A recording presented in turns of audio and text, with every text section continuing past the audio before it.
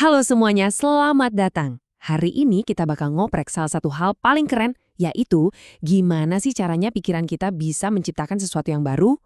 Yuk bareng-bareng kita coba pecahkan kode kreativitas. Nah, ini nih pertanyaan besarnya kan.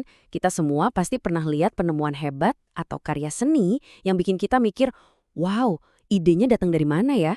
Seringnya kita anggap itu momen keajaiban. Tapi, gimana kalau ternyata ada penjelasannya?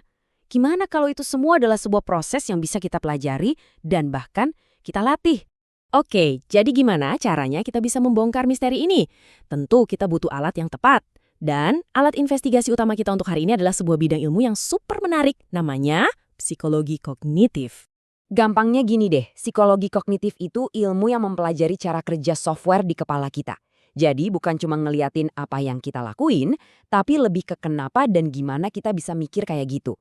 Inilah kunci buat ngebuka mekanisme di balik ide-ide cemerlang. Pertanyaan ini kelihatannya simpel ya, tapi sebenarnya ini revolusioner banget. Dulu, banyak banget aliran psikologi yang sengaja ngehindarin pertanyaan ini. Mereka nganggap pikiran kita itu kayak ya udah kotak hitam aja yang nggak usah diutak-atik. Nah, di sini bedanya kelihatan jelas banget. Coba kita lihat ya. Aliran lain kayak behaviorisme itu fokusnya cuma sama perilaku yang kelihatan dari luar. Terus, psikoanalisis fokusnya ke alam bawah sadar. Nah, psikologi kognitif inilah yang akhirnya ngasih kita kunci buat ngebuka si kotak hitam itu dan benar-benar ngintip gimana sih mesin pikiran kita bekerja. Sip, sebelum kita bisa ngomongin soal ide-ide yang luar biasa, kita harus paham dulu dasarnya. Gimana cara otak kita ngatur informasi sehari-hari. Anggap aja ini langkah pertama dalam investigasi kita. Coba bayangin deh, waktu saya bilang kata anjing, otak kamu kan nggak perlu mikirin satu persatu semua jenis anjing yang ada di dunia. Kamu udah punya semacam folder mental yang isinya tentang anjing. Nah, konsep-konsep inilah yang bikin pikiran kita kerjanya jadi satset, nggak lelet. Nah, kalau konsep itu ibarat satu file, maka skema ini tuh kayak satu lemari arsip yang isinya file-file yang saling berhubungan dan udah rapih.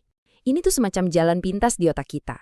Skema ini ngasih tahu kita kira-kira apa yang bakal terjadi di situasi tertentu. Misalnya pas lagi di restoran, atau pas mau naik lift. Ini contoh yang pas banget, namanya naskah kognitif.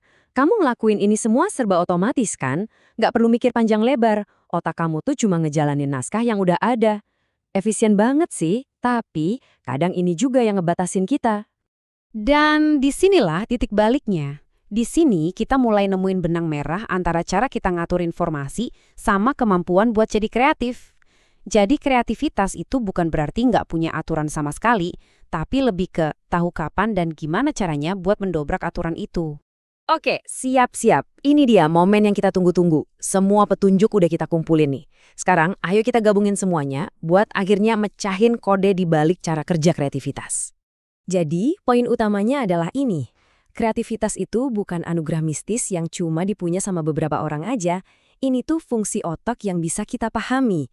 Ini adalah kemampuan buat ngambil potongan-potongan puzzle yang udah kita punya, terus kita susun ulang jadi gambar yang sama sekali baru. Yap, sesimpel itu.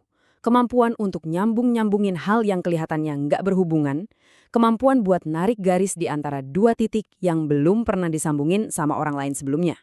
Biar gampang, kita lihat contohnya. Dulu ada kamera, ada telepon, dua konsep yang beda.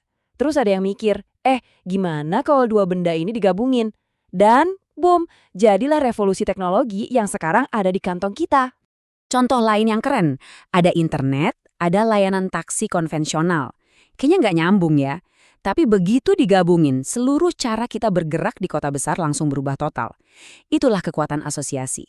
Dan ini nunjukin kalau prinsip ini tuh jalan terus, bahkan sampai sekarang ngebentuk masa depan kita.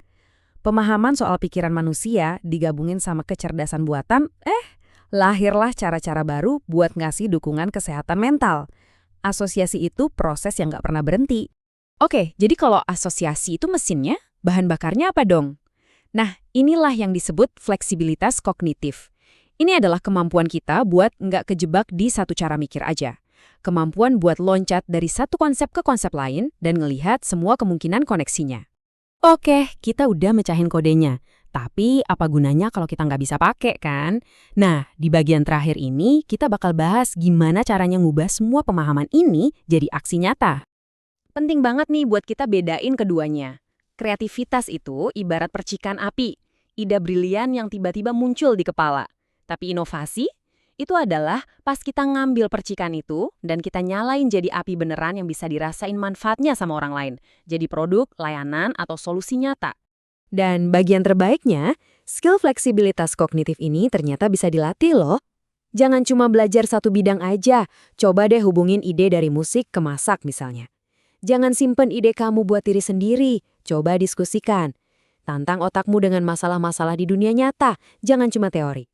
Jadi saya mau tutup analisis ini dengan sebuah tantangan buat kamu. Coba deh lihat sekeliling kamu sekarang. Pikirin semua hal yang kamu tahu. Kira-kira ada nggak dua hal yang kelihatannya sama sekali nggak nyambung, tapi bisa kamu satuin buat menciptakan sesuatu yang baru? Jawabannya mungkin aja bakal bikin kamu kaget sendiri. Selamat mencoba!